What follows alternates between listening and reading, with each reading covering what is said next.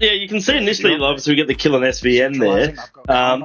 When I noticed you guys jumping in there, it's sort of...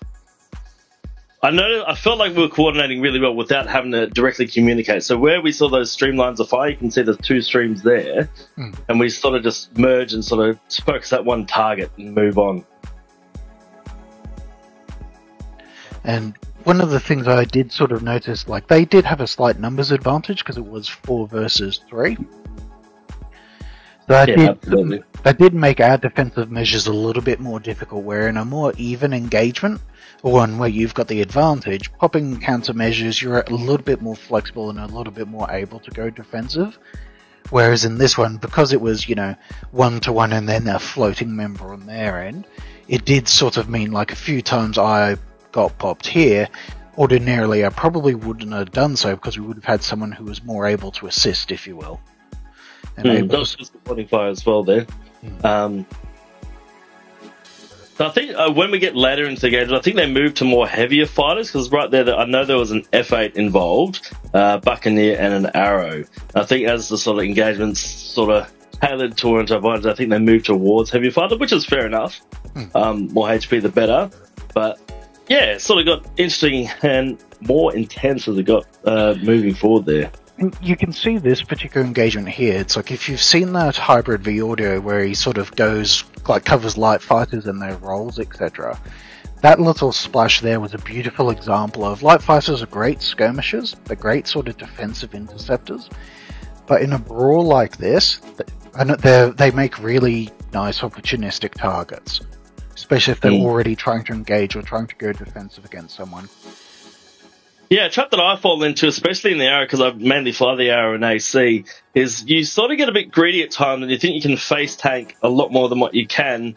As well as good as it is drawing aggro and sort of getting the distraction in the fight, you can't really do it in an Arrow. You got a size 1 size 1 shield. It's just not a good idea, but... This is a good window here, as it were. It's like where I realise what Khan's trying to do, so I just lob some missiles at him, and then go back to the main furball, and of course, since it looked like he was in nav mode or trending in that direction, the missiles are able to seal the deal.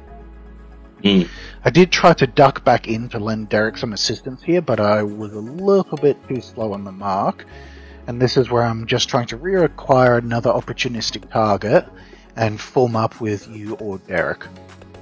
And yeah, you can see here, I see you engaging Khan, I also engage Khan as well. Get popped by SVN opportunistically. Yep.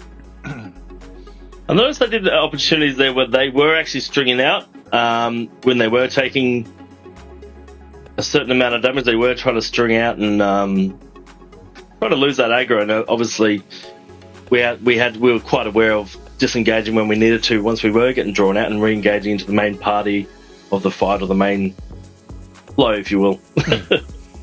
You can see here as well, it's like we've got one person engaging SVN, I'm slapping into Razor as well, trying to buy, I think it was Derek, some time here.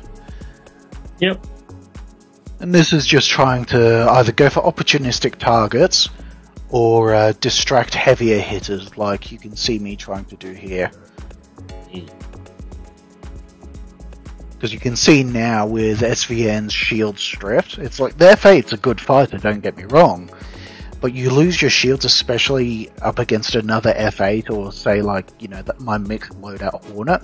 Like Razor just got taken out there, but SVN's really not too long for this world either. And there we go. Yeah, the thing is with these heavy fighters, and when you're getting into mixed engagements, when you're outnumbered, etc., it's the problem with these big hull HPs and shield HPs is like you have to do a substantial amount of DPS from a smaller ship to actually get somewhere and actually get the snowball out of the fight. But it'll be interesting to see how it pans out into PU sort of stuff, because you got to redeploy and as quickly as possible. But I think missiles will be a lot more into play as well in the PU. Oh yeah. Well, missiles, at least to me anecdotally, have always felt very hit or miss in AC. But it's like, this is a good example of why I love this particular Hornet loadout, where I've got the laser repeaters to strip shields or shield deny, and then the ballistics to just lay into them. Nice. And a lot of what you see me doing here is taking advantage of that head tracking to just pan around, look for the next target, look for friendlies, and just try to maintain that situational awareness independently of just straight up asking. Because then anything you can do without having to congest comms, at least to me, is typically a pretty smart thing. 100%. What I tend to do is I know I got a good awareness of, depending on the situation, I try to have a good awareness of who is on my side and where the majority of the bullets going towards the enemies. And once you get an idea of that, you can get a good idea of how to form up and sort of string out and draw aggro. I mean, the main thing as well is calling when you've got aggro, because if someone's not aware, like, I've got aggro on me, you want that aggro off you or dissipated or dealt with accordingly. And that is something that's typically easier when you've got at least numbers parity, as it were.